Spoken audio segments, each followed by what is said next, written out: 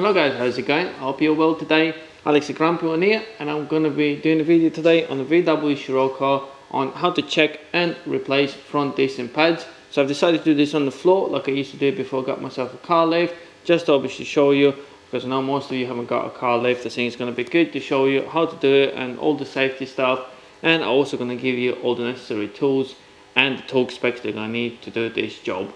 So if that is something interesting, guys, stay tuned in, give us a like and subscribe as well, and also don't forget to comment below to let me know what you thought about this video and if you need anything else in the future.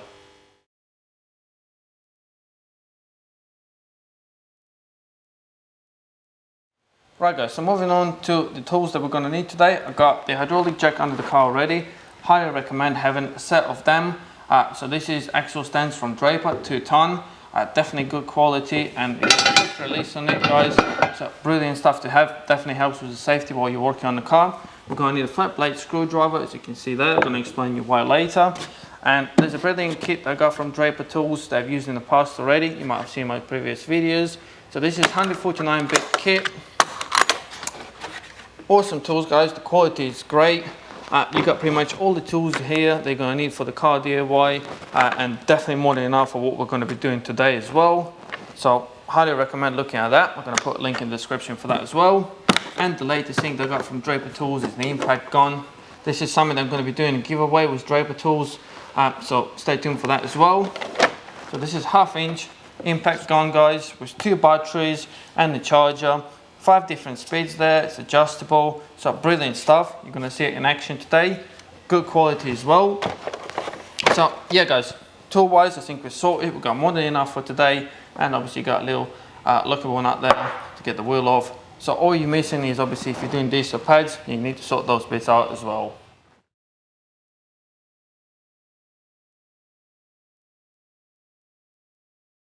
Right guys, so now let's get the car ready to obviously work on it. So what we have to do is put the handbrake on. Already got that on, and obviously get the jack. You got a little mark there on the seal that you can see where you're supposed to put the jack stand on. Obviously make sure it's not rusty or anything, but this is the strongest point, so that's what we're going to jack it up. Also, while we're here, we're going to also open the bonnet because we need to check brake fluid level, but let me just jack it up first. Obviously while you're doing this, guys, please be careful. Once you reach the right level, you can put your axle stands there as well for the support, and then just drop it slightly. I'm going to leave both of them tools there supporting the car just a bit extra safe. Like I said, if you want to jack the other side at the same time, you can do that as well, but I'm going to only show you one side today. This is really just to show you obviously how to do the job. So we're good there. What I'm going to do now is take the wheel off. Right guys, before we take the wheel off, I just want to show you something quickly. Before you do a job like this, because you're going to be pushing the pistons in to get the calipers off and obviously put the new disc and pads on, you're going to need to retract the piston all the way in. That means the brake fluid is going to go back into the bottle there.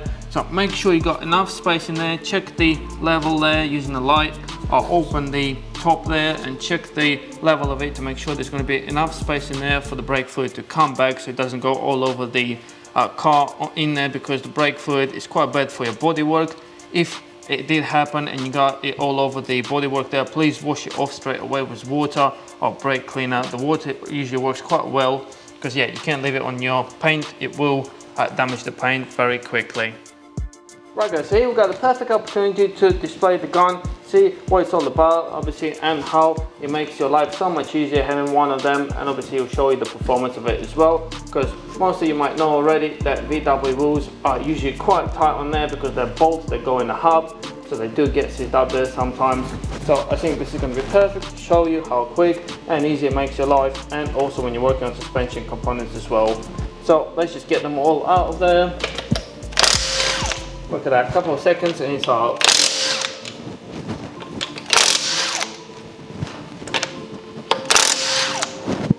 On the last one, I do recommend holding the wheel on there, because the wheel just come off. It can damage your wheel. So just hold it on there. Lovely. And that's your wheel off, guys. Right guys, so with the wheel off, make sure you put it somewhere safe. You might need it back. And once you're doing this job, obviously you're going to need flat blade screwdriver. Like I said, I do recommend it, because you're going to need to take this like a spring pretty much off of there. So just get it under there. Watch your eyes, just get a hold of it so it doesn't spring your eye. There you go, that comes off. They might be a little bit tight sometimes with seized up, so just force it out a little bit. I do recommend cleaning them and putting a bit of copper grease in them when you're gonna put them back in there. So that's off of there. The other thing, guys, while we're here, I use my screwdriver sometimes to get it under there, get a hold of a disc and just pull the caliper this way a little bit, because that will release a little bit of a pressure on the piston and make it a lot easier to slide it off once you undone it at the back. So just get it under there, get a hold of a disc, pull it towards you, and you'll see a bit of a gap appearing there. So now you're ready to unbolt it and get the caliper off of there. Right guys, so the next step, you have to get them plastic covers off of there, because that's where the sliders, the bolts are to remove the caliper. So get it off of there. You got another one under there. There you go, that's off. And what you're going to need in our kit, we got the Allen key 7 and the adapter for it. So just get it in there, it locks in, you can feel it tight in there. Make sure you on it properly, and now we need a ratchet, and obviously we can start undoing it and taking the caliper off. Right guys, so I'm going to put the extension on there just so the ratchet not hitting the brake pipe there. So make sure you obviously the car is secure when you're doing this, because you're going to be pulling it on it a little bit. So just give it a tap. There you go, that's that coming undone.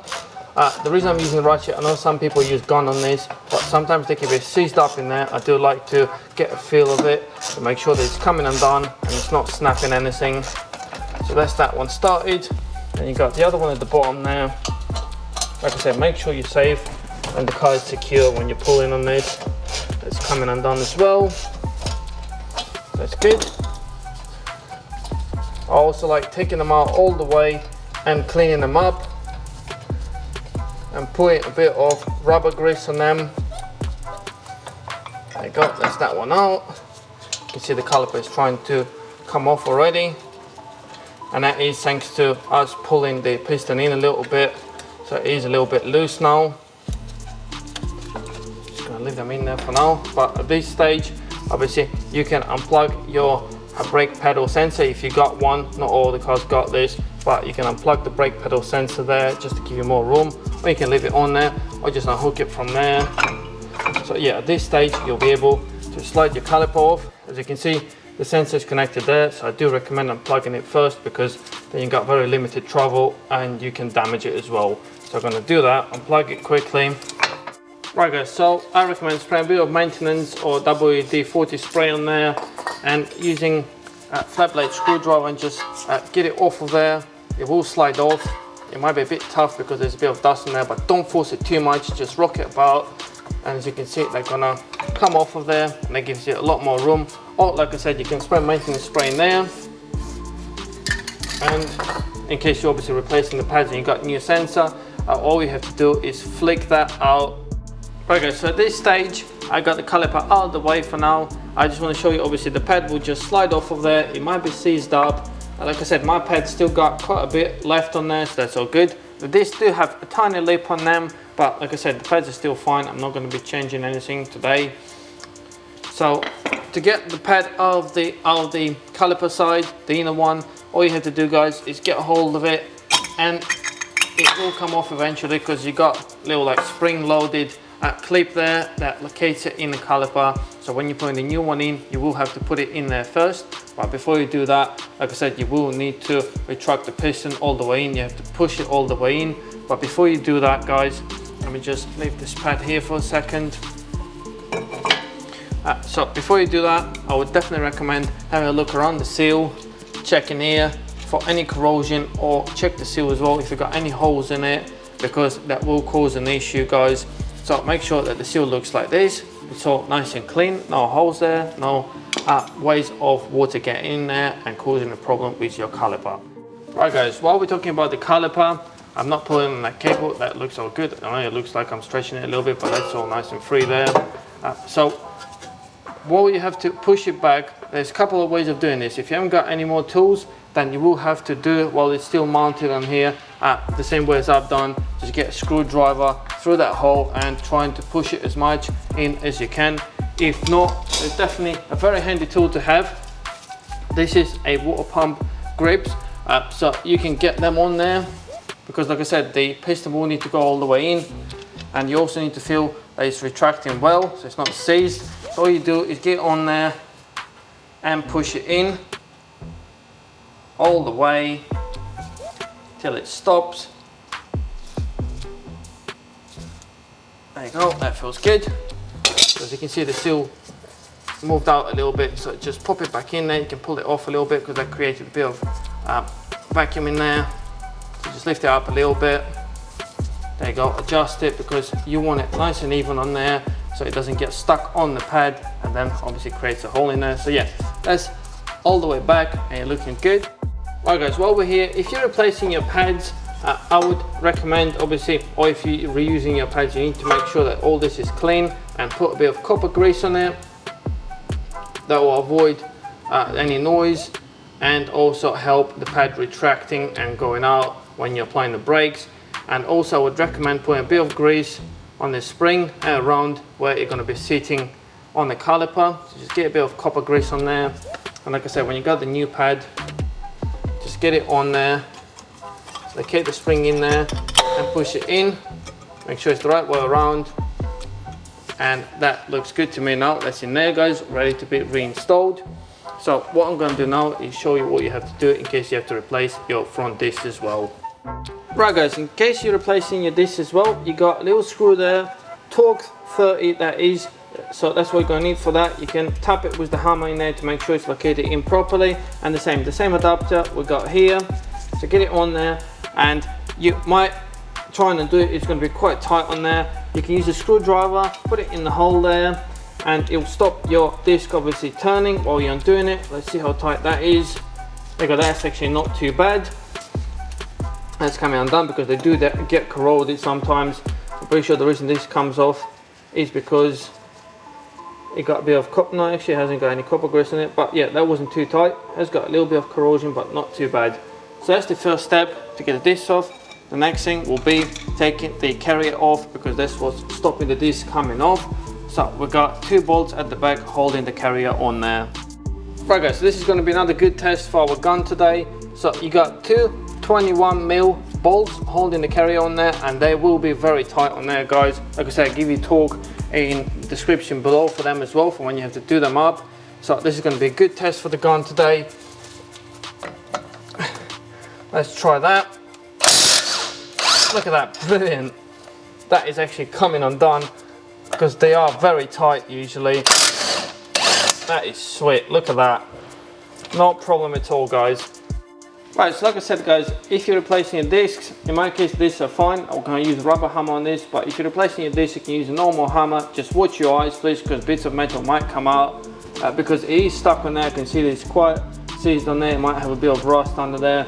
So you can also start one of the wheel bolts just to avoid any damage when you're knocking the disc off. Just hit it at the back. There you go, that wasn't too bad actually.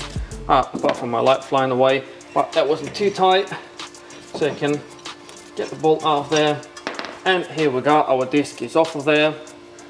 All we have to do now is clean this with wire brush, a bit of sandpaper, put a bit of copper grease in there, and install the new disc.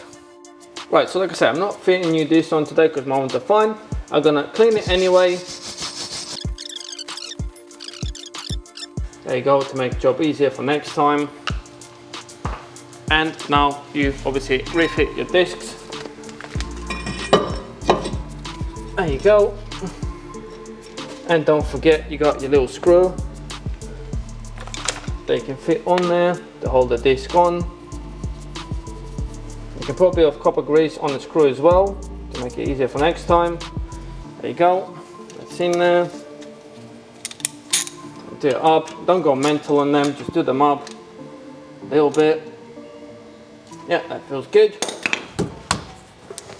You can tap the disc around to make sure it's sitting on properly. That looks good to me, just double check. Yeah, that's fine. Right guys, while we're here, while the carrier is off, this is something that I do even if I'm just replacing the pads. I still take it off because it makes it so much easier to clean the place where your pads sit in, because that will create corrosion and you get squeaky pads, or they might have uneven wear because the pads is getting stuck or it's moving more on one side than the other. So I definitely highly recommend using a wire brush, cleaning that off, using obviously the mask while you're doing this, or you can also use a file to file that off. Make sure it's nice and even everywhere.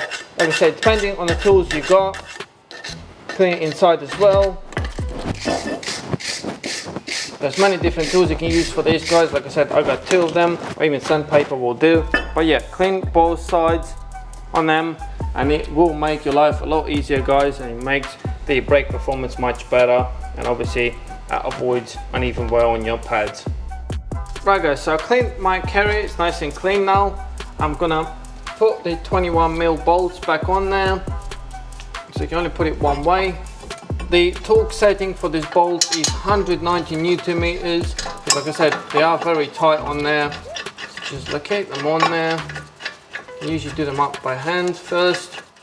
Right guys, so I got my torque wrenched up to 190 Newton meters. Gonna do this one up now all the way. There you go, that's a click, that's done. And the same at the bottom. While you're doing this, guys, please make sure, like I said, that the car is securely supported there, because you are putting a lot of force on it. Make sure it doesn't come off of your jack stands and everything else.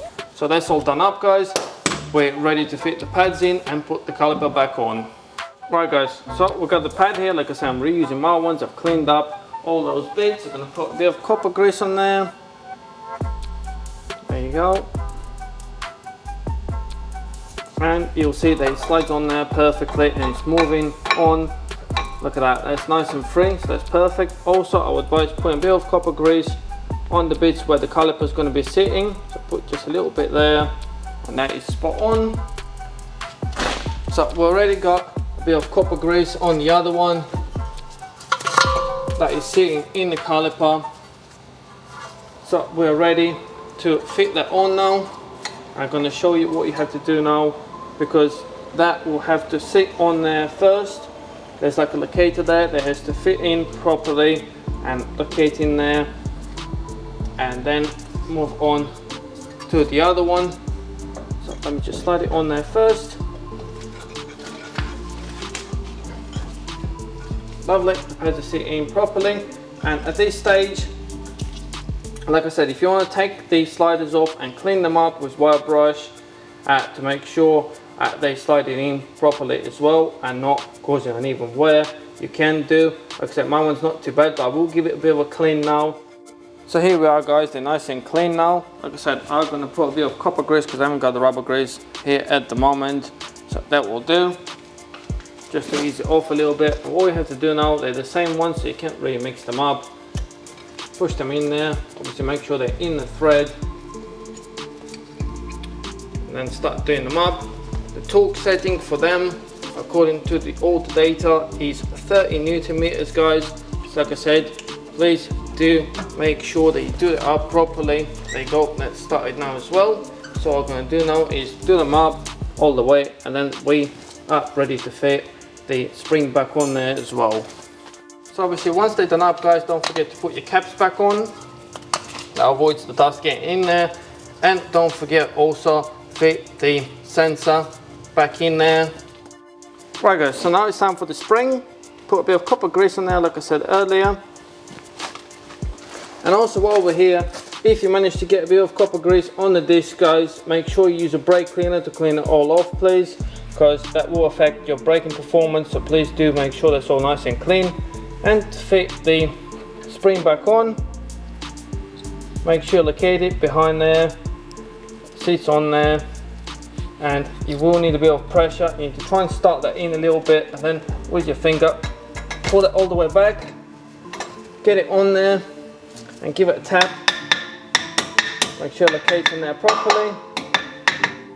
Alright guys, just before the end, before I forget to mention this, when you've done it, make sure when you put the caliper back on that the hose, the brake hose, is exactly as it is here, so it's not crossed or it's not pulling, because sometimes you can twist it, give it one turn on the pipe and it will be under a lot of pressure, and that can cause a failure on the brake hose, and it also will fail on MOT if it's twisted. So make sure it's looking like that once you finish the job, please. Right guys, so here we are, the wheel's back on, the job is done. So the torque setting for the wheel bolts they're 120 Newton meters, so tuck them up, go for a little drive and recheck them again please, just to make sure it's all done up properly.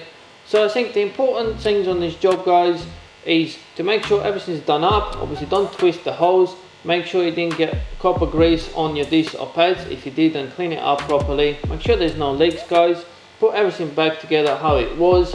Also don't forget to check your brake fluid after you've done the job guys, or put the top back on if you had to undo it to get a bit of brake fluid out of there.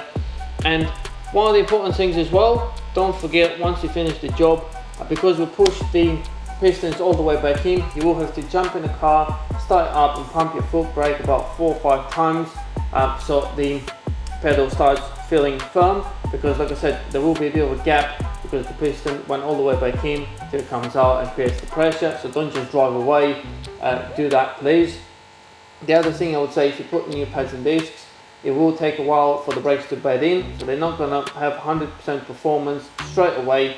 Just drive it slowly please, use the brakes, and you'll see that the performance will improve slightly after a while. So that's what you have to do guys, just please be careful. And also obviously when you're checking out the car and working on it, please make sure everything's safe. So yeah guys, I think this is it for today. Please comment below, let me know what you think about the video, if it was helpful, or if you need any more information or any future suggestions are welcome as well. And yeah guys, if you enjoyed the video, found it helpful, don't forget to give us a like and subscribe as well, and you can also share it with your friends. So yeah, thank you very much for watching this video guys, stay safe and I'll see you soon, bye!